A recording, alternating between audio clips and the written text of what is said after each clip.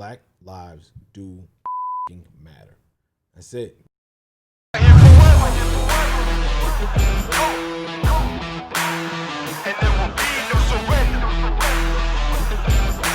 allow me to reintroduce myself. They call me. And another one. Oh my gosh. Welcome back to Making Your Business Daily with Terrell and the Queen, the caramel skinned, the knowledge of all, Shayla Hebron.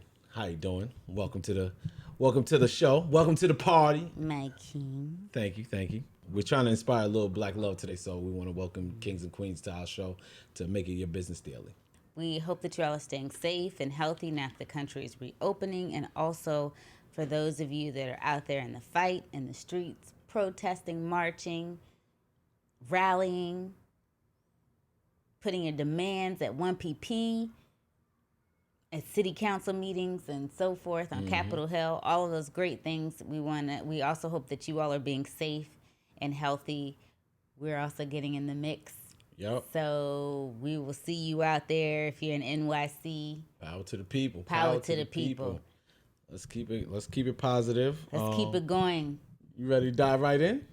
Let's dive right in. So Shayla, please enlighten the people of the two protests. The first one that we went to at Washington Square, which was hosted by Until Freedom. All right. Let us know how you felt, your initial feelings once you arrived at the march. We picked up the march a little en route. We didn't make it to the top of the march. We didn't. We were on CP time. Oh, unfortunately, we were. So, for those of you that don't know that, everybody's learning so much about Black language as these marches and rallies go on. CP is colored people's time. Unfortunately.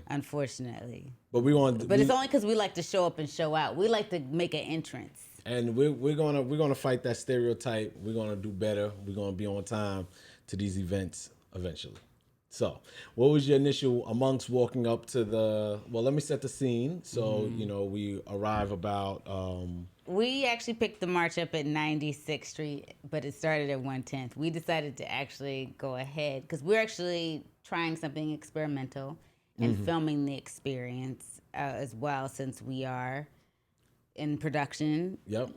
For survival work and also in production in general. We own our own media company, so we thought we would actually, one of the ways that we could also get involved is by filming and documenting the event. So we did that, or any of the events that we attend as these protests and rallies continue. So we went to the You just straight up hijacked my question. Oh, sorry, go ahead. Well, aside from Shayla hijacking my question, like I said, so, to set the scene, yes, we arrived there. It was, the march. So we're at 96th Street. If you're not really familiar with New York, that's considered the Upper West Side. So we're on the Upper West Side, 96th Street. They're coming towards us downtown. So they're going down to Washington Square, which is West 4th Street. So that's about a good 100 they did about 102, 106 blocks. We picked up at 96th Street. So, we just see, a sea of people coming towards us. We hear the chants, hear the marches. You see the police escorts with them. And, amongst, once this crowd starts to approach us, what was your initial thoughts and feelings? I just thought it was beautiful. I think it's something that you see in films. Yeah. I don't think you could have choreographed or directed a better scene. Yeah. Because just seeing everyone walking and how passionate everyone was about the cause in terms of putting an end to police brutality and also fighting systematic racism that has plagued Black Americans for well over 401 years. Yeah. Well, for 401 years. And I think the thing about it is that for a person that has attended marches in the past, I have to say it is the most diverse I've ever seen. My father and I attended one in D.C. actually years ago when they were debating the Supreme Court over the 2000 election. And we can remember all of the black ministers actually at the steps of the Supreme Court getting down on their knees and praying. Wow. And I remember my father saying he hadn't seen a scene like that since the 60s. Or not a scene, or just, actually seeing that in person since the 60s, and how moving that was. And that was 2000? This was in 2000. So to think that he hasn't seen something like that in 40 years, and it's taken 20 more years for us to kind of pick back up that momentum again. I mean, we got to do better, people. We got to do better. We got to get our voices heard. We got to protest more. We got to keep this energy up, but continue on. And hopefully we'll continue to see it. I mean, I think it was like a beautiful sight. We saw a band too that was with them. I will say one thing. It has been some time since I have run that much. I mean, run and gun doc style. Yeah. I have probably not done consistently. We won't talk about how long it's been, but it's been over 10 years. Yeah. At least, I would say, because in any other form of television or film, you do a lot of setups. It's called hurry up and wait for a reason. So you do a lot of hurry up and waiting to get that shot that you want, and you have that time. You don't when you're running and gunning. So I definitely felt that. Yeah. I give all of the people that are protesting day after day, not worthy. I mean, just trying to document this in general was just, I felt like everything in my body was like. Yeah. But to get back to Terrell's question, I just think that seeing it is just, there's no words to describe. You're literally moved to an emotion that you don't even know what, because we're seeing brothers and sisters of other races fight for us. And that's not something we're used to. That's not something we've seen since the civil rights movement. Yeah. There's so many people that have tried to say that, even with footage of Eric Garner, even with seeing the documentary footage of Mike Brown in the street, or any of Philando Castile, any of those persons who actually were filmed, you still had deniers, people that could say that, oh, this is an isolated incident. But unfortunately, because of the pandemic, or fortunately, because of the pandemic, I should say, it really, everyone's eyes are glued to what they can get their hands on, which is either streaming and social platforms. So because of the blessing of the smartphone, people were able to stop, and it wasn't just a moment where they could look for a second at a Philando Castile video or at an Eric Garner one. Yeah. And also they were, and Mike Brown were portrayed as criminals. So not Philando Castile, but the other two. So it was kind of one of those things where it was like, well, the cops had a right to harass and ask, and actually improperly restrain them. Whereas George Floyd, it was just on display. Yeah. I think another thing, I don't know if you knew this, did you know the young lady that filmed it, the teenager, was actually Caucasian? So no, actually, I did not know that. Which explains why nobody really forcefully tried to come for that phone. Because I was trying to think why, if it was a black teenager or a teenager who was Latino. She or he would have been right next to George Floyd. So I was actually really surprised. So hats off to that young lady for standing her ground and knowing what she saw was wrong. Yeah. And I just think that is one of the things that is just so powerful about this whole movement. And it's just so sad that it took significant loss of life for 3 people over the past, since February, for this to really spark such a flame. Yeah. But what about you? How did it feel to see it for you? Well, my initial feeling, it was cool at first. Like, I mean, like, I first saw it, I guess I was just trying to wrap my head around, trying to make sure you were safe, trying to make sure that, we try to get some shots of people marching and stuff like that, because, and I'll get deeper into how I felt throughout the march, but I look at, and because I want to kind of capitalize on what you were saying about the smartphones, and I look at it as like 4 different elements that the smartphone has contributed to. Like, one is exposing the truth. You know what I mean? Things getting filmed. Everything that was done in the dark is now coming to light, because of the smartphone. Obviously the 60s, 1800s, we didn't have those things to showcase the atrocity, so people they were able to ignore. Obviously a lot of people wasn't fighting slavery in the 1800s, but maybe in the 1960s, if there was more attention brought to what was happening to Black America, maybe some other white people would have spoke up and would have joined the movement. But now, when you see it and it's in your face, it's like, how can you ignore it? So that's the first thing. The second thing is, with the marches. So you got the you got the amplification of the content through smartphones. So you have the initial video, then you have the amplification, then you have the organizations. You have the organizing, you have the people coming together, texting, tweeting, saying, hey, we need to do something in the main form of communication. And then, of course, now you have us and people like us who are sitting on top of all that to document the whole experience. So this will, one, be etched in history, and two, it will continue to grow the experience. Because when you see, like, you got the first march, then you see people filming the first march, you say, oh, I want to be part of that movement. Then you get a bigger movement, then you film that one, then you get a bigger movement. So the smartphone has contributed to so much. As much as some people may talk down about technology, but it has actually, pushed this movement really further than where it probably would have been maybe during the Rodney King riots or something like that. Yes. So that's another example, like that footage. You can see plain as day those cops beating up Rodney King, but it is fascinating to me how it did take George Floyd to really spark that, because I was so shaken by I've been shaken by all of them. I've been shaken by Trayvon Martin, that was 17 years old, going, to buy Skittles and a iced tea and walking back and being murdered by a man that was practicing stand your ground laws, which is ridiculous, and rocked by Tamir Rice, who was 12 years old with a toy gun, right? Yeah.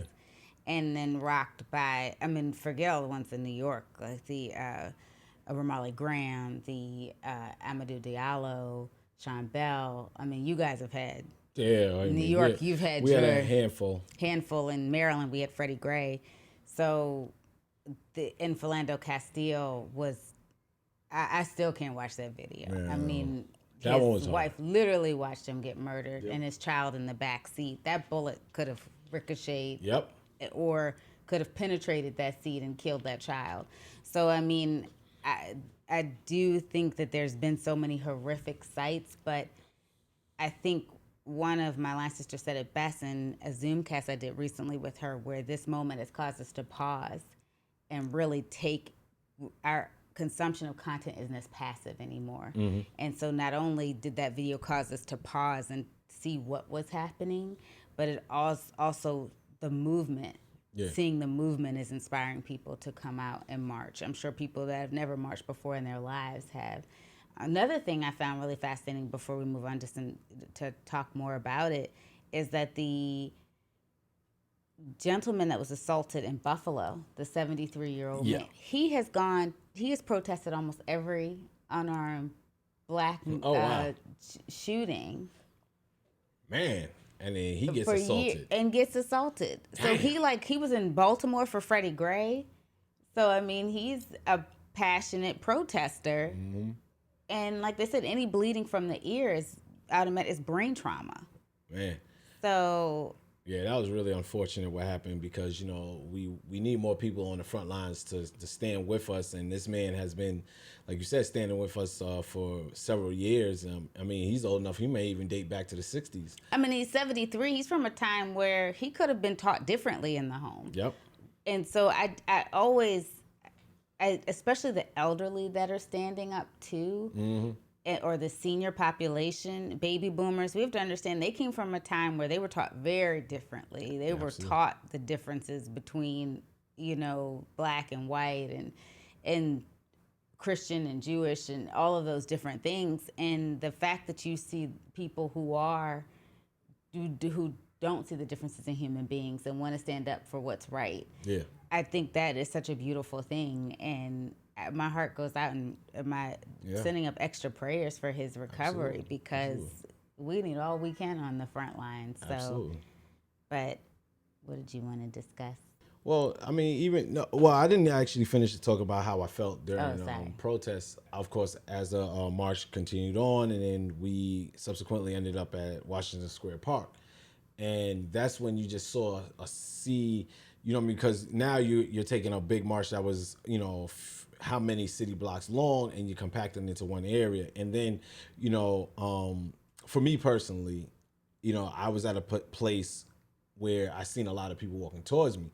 And I actually got really emotional because for me, that was the first time I actually felt like treated like like people cared about me. Like I was actually worth something, you know what I mean? Because it's always, and no matter what circumstances, if it's dealing with the police, if it's being in the elevator, if it's being followed around stores, being in an elevator, a white woman clutches a purse, you know what I mean? Or you see that she scoots over and doesn't want to be too close to you, or, a story personally of mine that, a woman left her ATM card in a ATM machine, and, me being a good Samaritan, grabbed the ATM card, walk halfway down the block, say, excuse me, miss. I'm continuously say, excuse me, miss. And, she just takes off running. You know what I mean? And that, that happened to me. I was about 23, 24 years old. I mean, I was on my way to work, college graduate, just, happy to be in Manhattan, you know what I mean? Going to work. Actually I got off of work. I was working overnight. So this is 9 a.m. I'm trying to be a good Samaritan. And this lady she took off running. She took off running. And, I gave her the card. And I assume she didn't apologize, but I assume she saw it on my face how hurt I was, because I was just a nice guy doing a nice thing for somebody, and and it was just like, wow, I scare you that much. So you remember those things, or I remember the cops just accusing me of something, just randomly, just walking up to me, driving up to me and say, hey, why was you running? I was like, I'm walking to work at 9 in the morning. This time I'm working during the day. And, I'm walking to work, and then, they just tell me, turn around, get on your knees, put your hands on your head, take your book bag off, search your book bag. All right. Got in the car and pulled off, then apologize and say nothing. That's just what it was. And it was nothing I could do about it. I felt, less than human. I felt like, in both cases, I'm being followed around stores. I've been, you see white people avoid you. And, I like I said, like you see the subtle hints, and, it's passive, it's not aggressive. So it's hard to argue, what their intentions are. People will deny it if you call them out. You get angry, then you're the angry black guy. So, you kind of just live your life with it. But that moment in time when I saw all these people marching for rights and for the sake of blacks like me, like you, to feel equal, in that moment, like I really was about to like cry, like, you know what I mean? And I'm not like a cry type of guy. So it really was like a first time in my life that I really felt loved from people outside of your friends and family. Like I felt like America actually cares about me. You know what I mean? And that was like the first time, and I'm 37 years old. So, that's sad to feel. Yeah. You know what I mean? In 37 years, the first time I feel like part of a country. Part of somewhere where I was born, you know what I mean, and raised. It's not like I moved here. It's not like I moved here from some other place. Like I was born and raised here, and this is all I know. This is, specifically New York is all I know. And I have been treated less than American citizen, less than a New Yorker, less than a human in a few times. And let's not talk about like, workplaces and hearing, white people saying the N-word, and I'm looking like, is this really happening? I'm the only black employee. And it's like, what do I say? Where do I stand to defend myself when your bosses are saying the N-word? You know what I mean? And, I actually had to confront a boss once. And that was uncomfortable because I actually looked up to this lady. You know what I mean? Like, I worked with her previously, and and then she wanted to quote.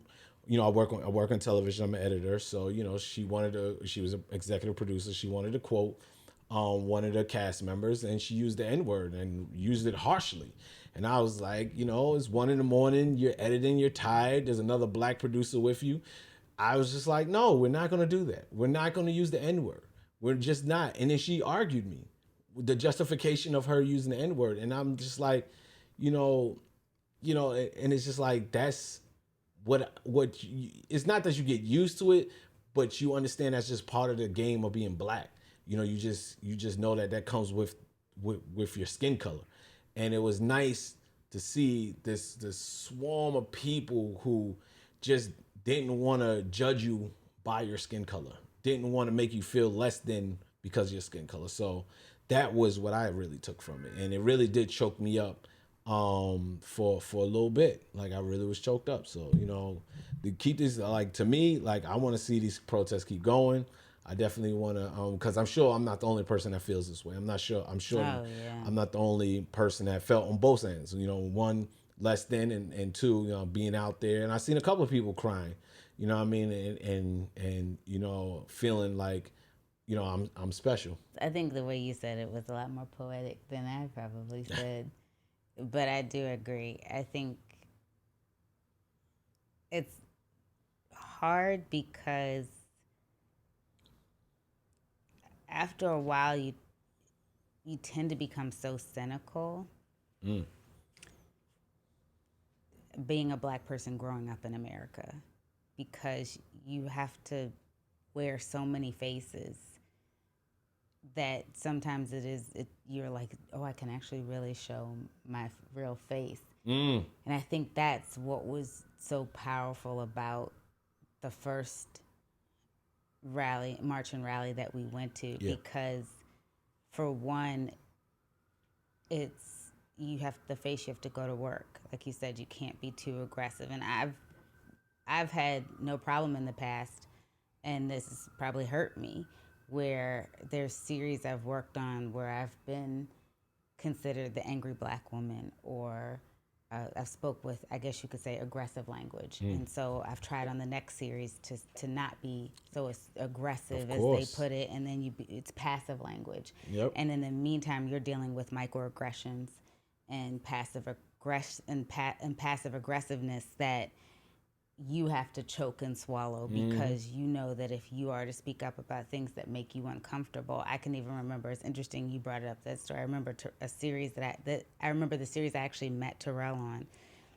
We had a Caucasian executive producer, and it was probably my first or second week on the series, and that you all had already been cutting the show at that point, and we received network notes. I believe it was for the first or second episode, possibly the second episode. And some of the notes were, one of the notes specifically was they wanted more out of a scene. She was a single mother shopping for tennis shoes with her son, and they wanted it to be more than a scene with a black mother and her teenage son shopping for tennis shoes.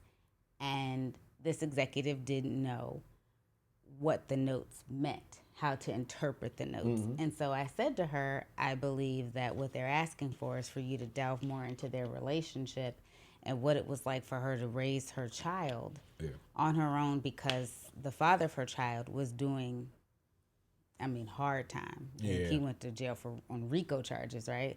He was a drug kingpin. And so she, at 16, had to figure out how to raise this child. And not only did she start her own successful salon in Atlanta, but she was able to do it and take care of her child. And it's really impressive, because it could have been so tragic, considering the fact that the system is already built against, African Americans in general, and the fact that she overcame any statistics that she could have easily fallen into was, to me, very inspirational. And I can remember this executive producer turning the notes upside down, different directions, sideways, to make fun of the way I interpreted them. And then even asked me, how did I even know what they were saying? And I just simply said to her, because I'm the demographic of your show. I'm an African American. This show was a predominantly black cast set in Atlanta, and they were all hairdressers. I'm a black woman that's been getting my hair done since I was about 5 years old. Well, probably the first time I ever really got it professionally done was 10, because you really shouldn't put any chemicals in your hair until you're like 10 or 11. And I grew up in a predominantly black household, of course, with 2 black parents and a black sibling. And it's like, I can understand what they were asking for in those notes. Not only did she get offended by what I said, but she goes and talks to my black supervising producer to talk to me about my attitude and my sass so that I didn't bring it to her doorstep again. After she basically tried to clown you by turning notes upside down, sideways, inside out. But, but when you speak directly, you're aggressive, To make a long story short, when the scene was redone with the way I interpreted the notes, the network loved it and said it was what they were asking for. So... Did you get an apology? I think I got an apology for something else, but then because I didn't jump and say, "Oh, thank you," she was like, "I'm trying to apologize." So she was passive aggressive about the apology. Even the apology, I was like, "Girl," it's like, keep your damn apology. Right. So we still have a long ways to go. Oh yeah, and she's probably the type to be out there marching. That's the saddest part. She's probably the type to be out there marching and say, "I love working with my black employees." I think that's another thing too that is really causing these marches to grow in the Christian Cooper incident in that park too. Yeah. The fact that it happened around the same time as George Floyd was so polarizing because he was, in a split second, Christian Cooper could have been in that same position. Absolutely. The blessing of Christian Cooper is that believe he was he's Harvard educated. You could see everything, and you could hear it in the tape. We joke all the time as black people. We joke all the time about, and I could tell the way he was speaking in that tape, he was very confident about the police showing up. Yeah. Every black man in America can tell you they don't want the police showing up. Back down real quick. She was like, I'm calling the cops. It's like, all right, you got it, miss. Don't worry about it. Christian Cooper was very comfortable. Your dog can go around humping everybody. Yeah, please, don't call the police. So he was very comfortable in his being and what he was doing. The fact that he is a bird watcher, too. I grew up, my mother's side of the family is predominantly male cousins. I don't know any of them that are bird watchers. And nor do I know any extended male, not even in my own immediate family do I know black male bird watchers. So this man was very confident in his life to know that he was going to be okay on the receiving end of police showing up. So I think that kind of also really pushed this forward because you saw someone willing to falsify a police. That's an offense. You can go to jail for that. Falsifying a police report? Is she calling 911? Mm-hmm. So I think that it really is giving people a chance to. I see women now men being highlighted for their racism on a daily basis now, and it's being posted more frequently by our Caucasian brothers and sisters and our Asian brothers and sisters and our Latino brothers and sisters more than I've seen us posting it, which is like people are really starting to pay attention. And I think that's the thing that's so moving about everything is people are really starting to see things through the lens that we've unfortunately had to see them through our entire lives. And like Terrell said, I hope that we stop being followed in stores. I mean, I am also a jeweler by hobby and sometimes by trade. And one of the things that my mother and I co-own a business, and we use semi-precious stones and real metals. So the stores that we purchase are the vendors that we use sometimes that actually physically go into stores. They're pretty expensive.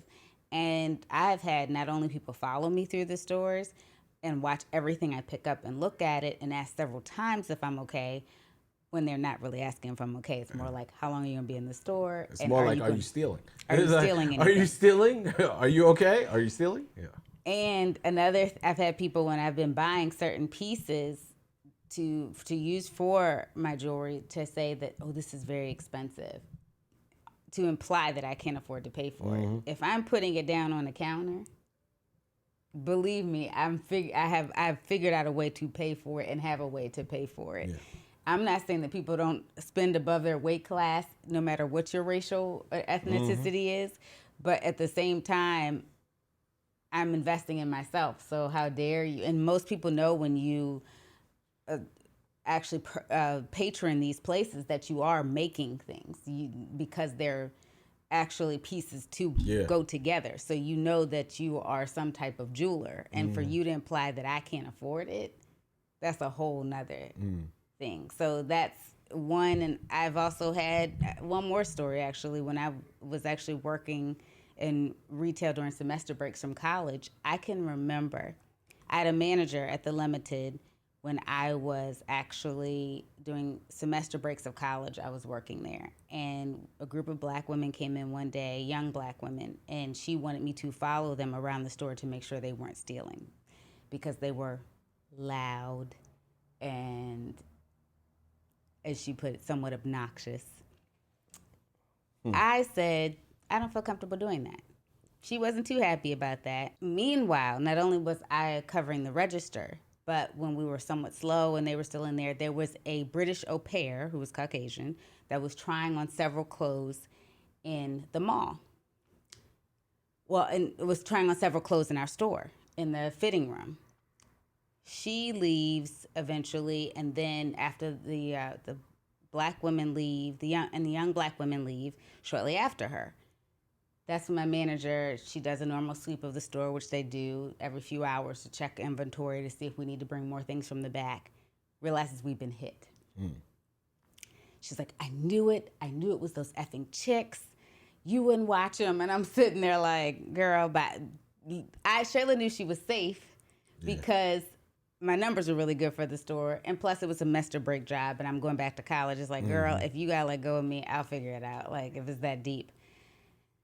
So she does call security. Security makes its rounds later because several other stores have been putting in complaints about theft. And she said, so did you find him? And he says, them. When security does show up to the store, he goes, them. She goes, yeah. I get the description of them is, and she goes, I wrote it down. He goes, well, ma'am, I don't know about, because he brought back a bag of merchandise. He goes, I don't know what you're talking about, but this is your merchandise. She goes through it. Yes. He goes, we took this off of a British au pair that's been hitting several stores in the mall all day. Be careful how you judge a book.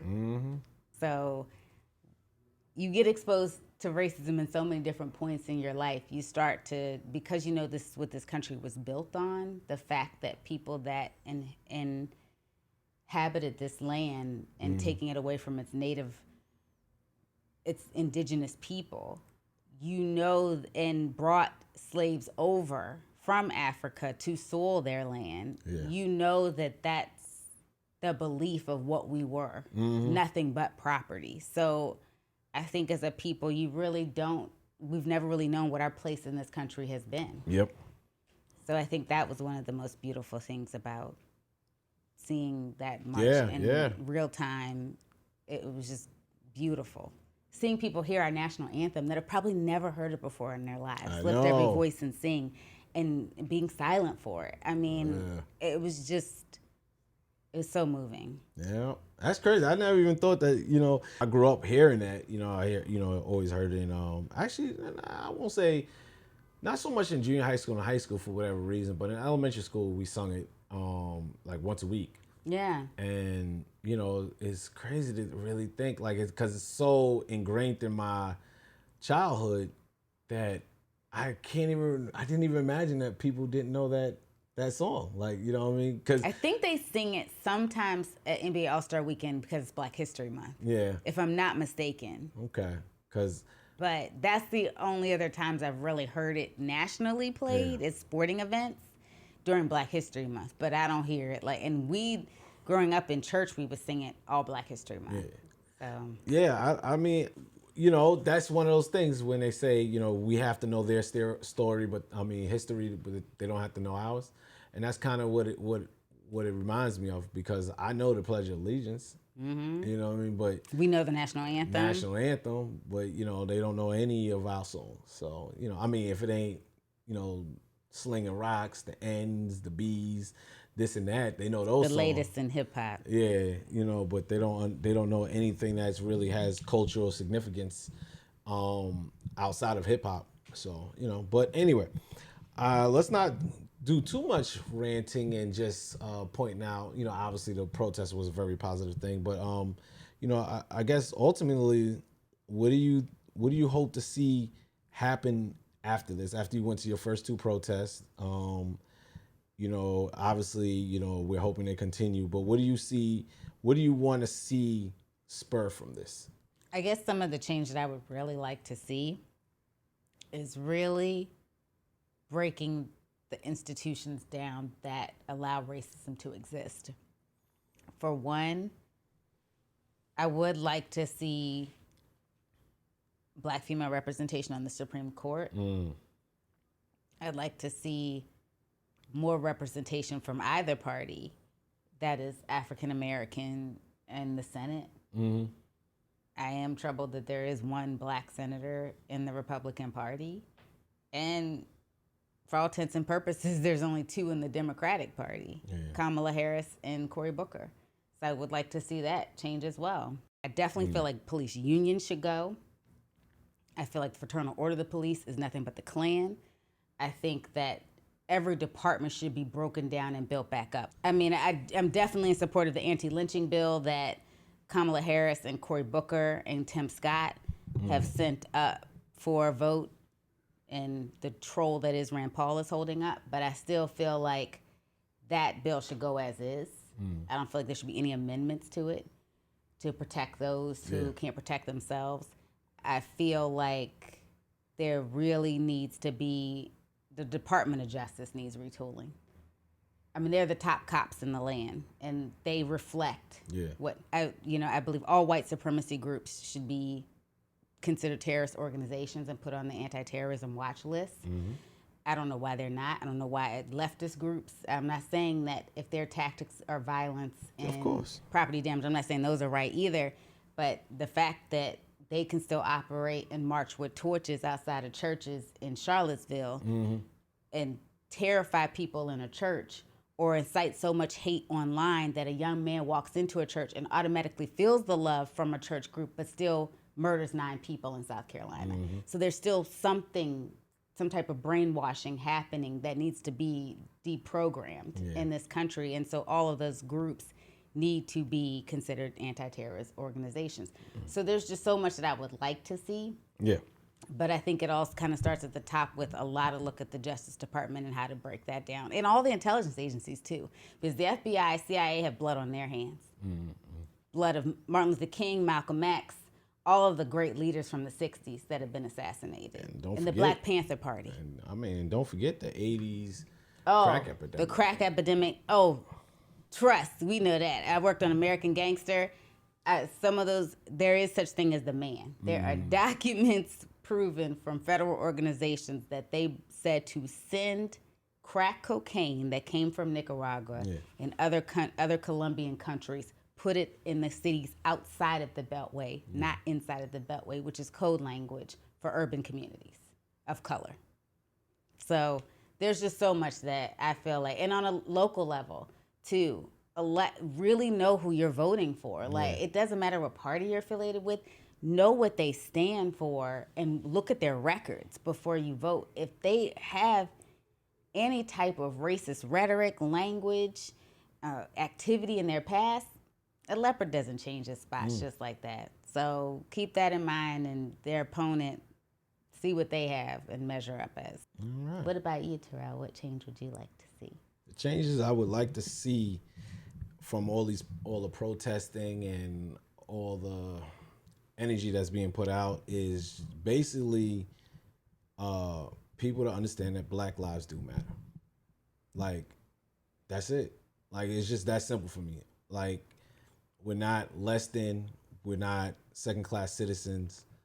We really do matter. We really are American citizens. We really are people who are I put my pants on just like everybody else. sleep in a bed. I, go to work. I do all the things that you do, or that your daughters do, your sons do, your fathers do, your mothers do. You know what I mean? Your sisters and brothers. Like I do the same thing everyone else does. So treat me the same like everybody else. So that's it. Just Black lives do matter. That's it. That's Black all I lives want. matter. In the workplace, everywhere. That's it. Yes, and we hope for all of you, please know that this is just the beginning of the pathway to change. And those that are in the streets every night, I'm going to try to be out there with you as much as I possibly can. But what you are doing, we have seen with the Vietnam War. We have seen, of course, with the civil rights movement of the 60s. We have seen with the Civil War. We have seen people stand up and say, enough is enough. And I know I was so inspired by seeing what the March for Our Lives movement did in terms of fighting against gun violence and really fighting for real gun reform. And I just think that's just the beginning of, that was just the beginning of something. And you've seen so many states now really work towards real gun reform. And I really feel like that's what we can start seeing too within this movement as well. I mean, Terrell and I were talking the other day of trying to imagine what a society is if we were able to walk outside without having to be worried about something happening because we're Black, being accosted by the police, someone not feeling comfortable with us, someone using their privilege to move us out of the way and to be first instead of waiting in line like everybody else has been. And I don't know what that looks like. I pray that I live to see what that looks like, but I just pray that we can make a world where those who are young now can really appreciate that and know what that feels like. And that would mean more to me than being able to see it for myself. Yeah. So thank you all. Thank you for all of the hard work you've been doing. And please know that from the bottom of our hearts, we really appreciate it. Yes, sir. And love you for it. Yes, we definitely love you for it. Keep it up. I want to thank you for joining us for another Make It Your Business Daily. Yep. Thank you once again. To check us out on all the different platforms: Apple Podcasts, Google Podcast, Google Play Music. I think it's Google Podcast. Google Podcast. I think Stitcher and all the other ones. Spreaker. I don't know the others. Stitcher. iHeart? Not yet. I gotta apply to Spotify though. Spotify, yes. Check us out, Make It Your Business. Other great episodes on there that you interviewed a couple of great people. Check out the most recent also from Shay Goes to School, which she interviewed one of her old schoolmates, and we just doing what it do, baby. All right, signing off. Amen.